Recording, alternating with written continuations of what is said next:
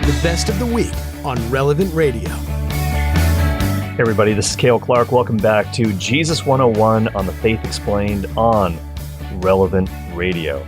Did Jesus believe that he was divine? Did he think that he was God? And you can look through the New Testament. You can find plenty of evidence that other sacred writers thought he was God, for sure, like St. Paul.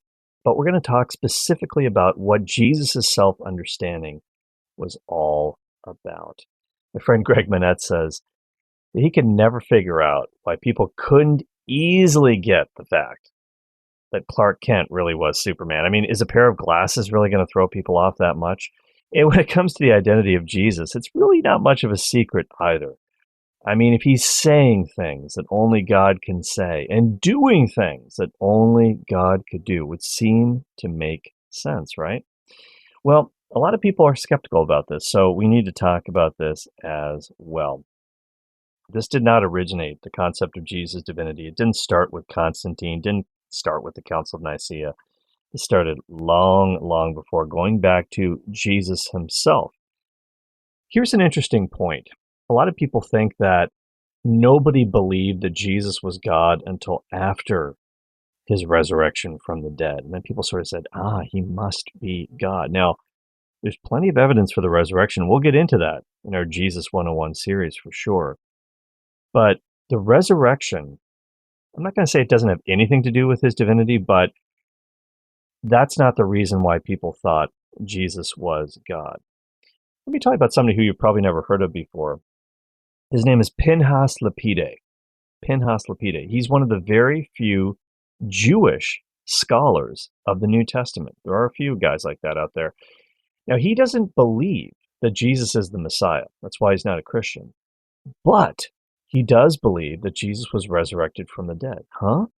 Well, based on the evidence for the resurrection, he buys into it. We're going to get into that evidence in this series, like I talked about. But he doesn't think that Jesus is the Messiah. So that's a good analogy for the principle that a resurrection does not a divinity make, if that makes any sense. There are a lot of people that were raised from death in the scriptures. Think about Lazarus. Now, Lazarus was not resurrected. It drives me crazy when people talk about the quote-unquote resurrection of Lazarus. He was resuscitated. He was going to die again.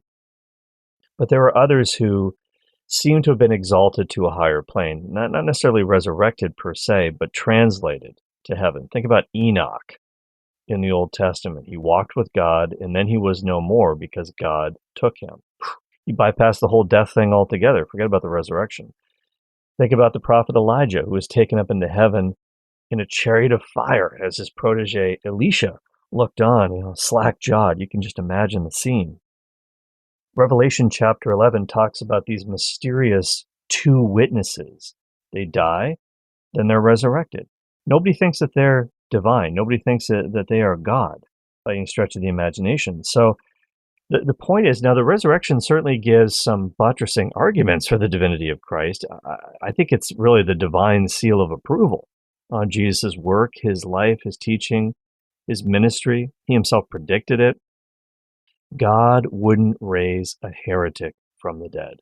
God wouldn't raise a false teacher from the dead. That would just make people believe in his message even more. And the Jewish religious authorities knew this, and that's why they wanted to make sure that the tomb was sealed really, really well, because their fear was that someone was going to steal the body, and then everybody would say he was resurrected, and then, as they put it, the last deception would be worse than the first. But he was really raised from the dead. But that's not why people believed in his divinity. Dale Allison, who's a very, very prolific scholar of the New Testament, you probably haven't heard of him, though. First of all, he's not Catholic. Second of all, he's not really a showboat. He doesn't try to get his name out there. He's not trying to become a media sensation by any stretch of the imagination, but he does really, really good work.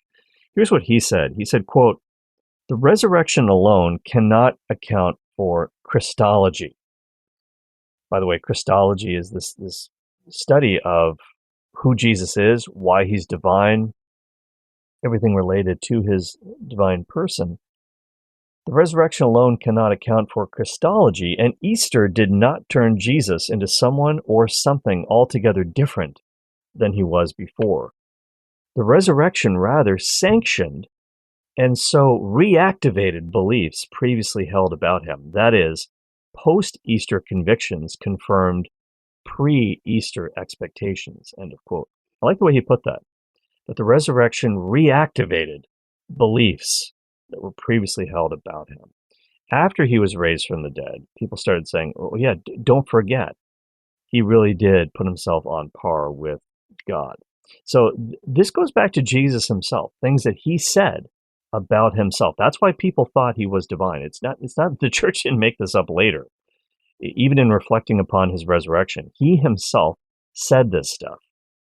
How do we know that?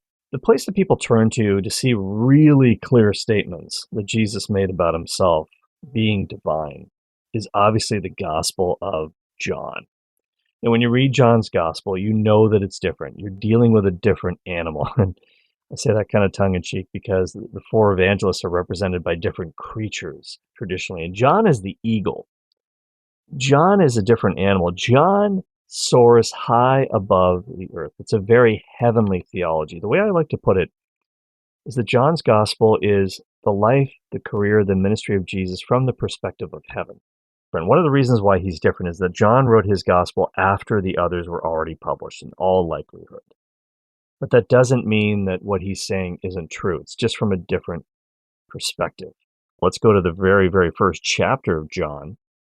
John chapter 1, verse 1, in the beginning was the Word, and the Word was with God, and the Word was God.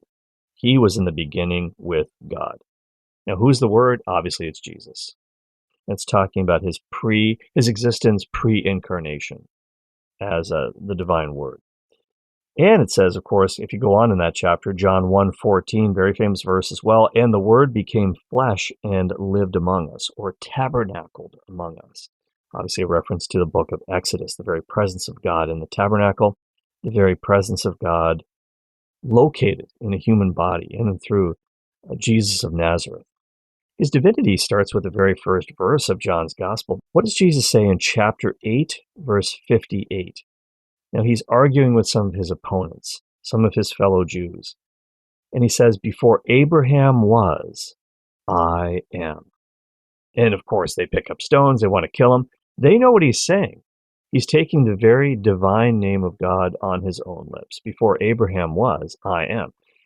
They'd ask, hey, you're not even 50 years old, and yet you have seen Abraham? As Jesus had said, hey, Abraham, your father, my father, according to the flesh, hey, saw my day in advance and rejoiced in it. Well, how's that even possible? You're not even 50 years old, and yet you have seen Abraham. How do you know what he was thinking? Before Abraham was, I am. And of course, I am is Yahweh. And that is Yahweh. And this is, of course, how God revealed himself to Moses at the burning bush. And you can check out Exodus chapter 3 for that famous account, which, of course, every Jewish person knew very well. What else? Well, Jesus also said in John chapter 10, verse 30, the Father and I are one.